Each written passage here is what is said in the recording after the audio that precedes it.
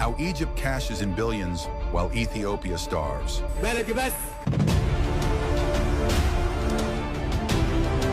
السيسي السيد أبي أحمد. والله لن نقوم بيدرة للميافي مصر. للميافي مصر. Way good, fam. Today we're diving into a scandal so wild it'll make you shout, Betam! Egypt profiting billions off Ethiopia's water while we get nothing. Hit that play button, because this one's a game changer. Ethiopia's fight is on. Imagine this. A neighbor siphons 85% of your water, spins it into a fortune, then threatens you when you dare touch your own well.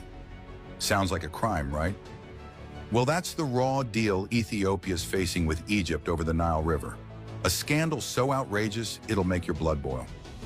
I'm here to take you deep into this water heist, where Ethiopia pours out 86% of the Nile's lifeblood, yet pockets nothing while Egypt rakes in billions. This isn't just a river flowing downstream, it's Ethiopia's wealth, snatched in broad daylight. So, global listeners, buckle up. This is the injustice of the century, and Ethiopia's fight for justice can't wait any longer. Let's start with the Nile itself, Ethiopia's gift to the world. The Blue Nile, Sobat, and Atbara rivers surge from Ethiopia's rugged highlands, delivering 85 to 86% of the Nile's 84 billion cubic meters every year. Egypt, it chips in zero, not a drop, a desert land riding on Ethiopian rainfall. But here's the kicker. Colonial treaties from 1929 and 1959, scribbled by British hands, handed Egypt 55.5 billion cubic meters and Sudan 18.5 billion, leaving Ethiopia with nothing. Fair? Not even close. It's a historical robbery. Egypt struts around claiming historic rights. But let's tear that lie apart. Those rights are colonial leftovers, signed without Ethiopia at the table. The UN Watercourses Convention says it loud and clear. No nation owns a shared river outright. Egypt's story's a sham, and Ethiopia's silence has been its cage, until now. Now let's talk Egypt's real hustle. It's not about bottling Nile water. It's way slicker than that. It's called virtual water, the hidden gallons baked into crops and goods Egypt sells worldwide.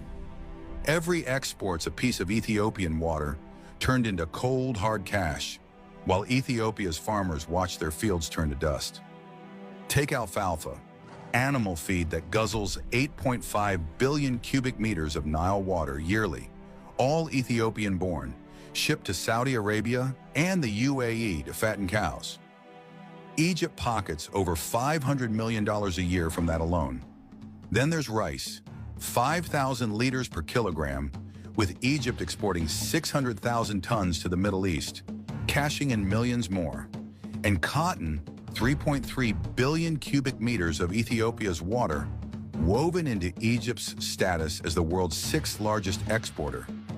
Egypt's agricultural empire, worth over $8 billion in exports annually, stands tall on Ethiopian water, yet Ethiopia gets zilch.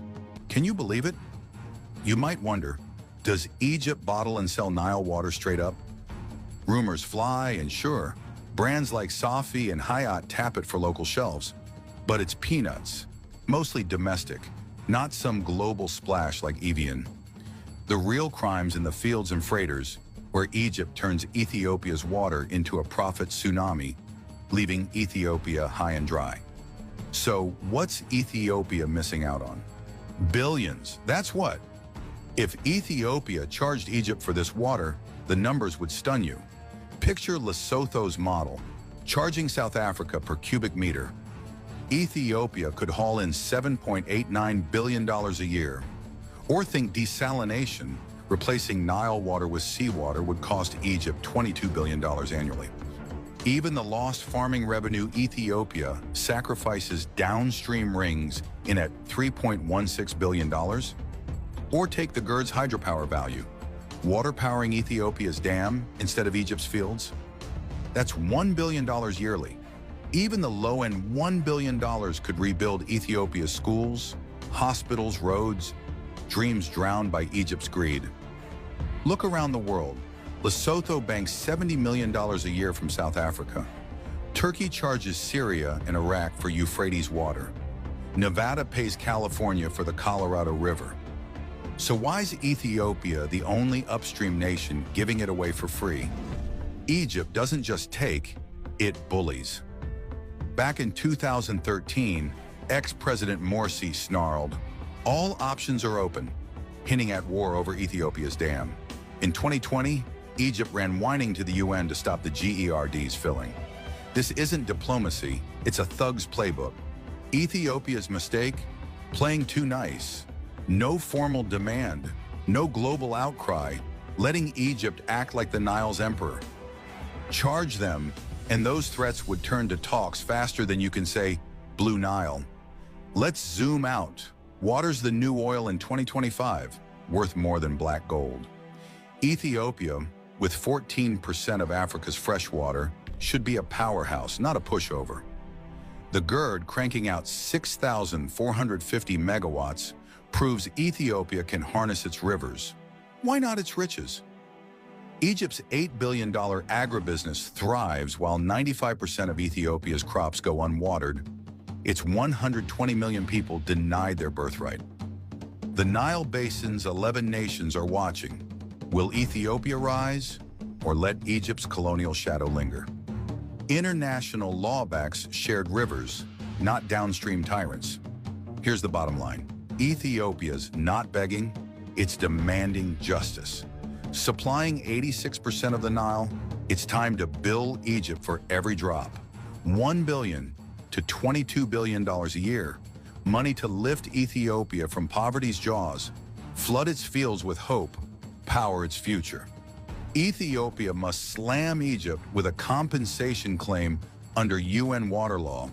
Wield the GERD as leverage. It controls the tap, after all, and shout Egypt's virtual water scam from the rooftops. Let the world judge. Water's power, and Ethiopia's been giving it away too long. Global friends stand with Ethiopia, demand Egypt pays up, or watch a nation's wealth slip away forever. Ethiopia's future isn't downstream. It's here, and it's now. Very good, fam. That's the truth laid bare. Ethiopia's water, Egypt's billions. It's time for justice, fam. Like this video, and smash that subscribe button to stand with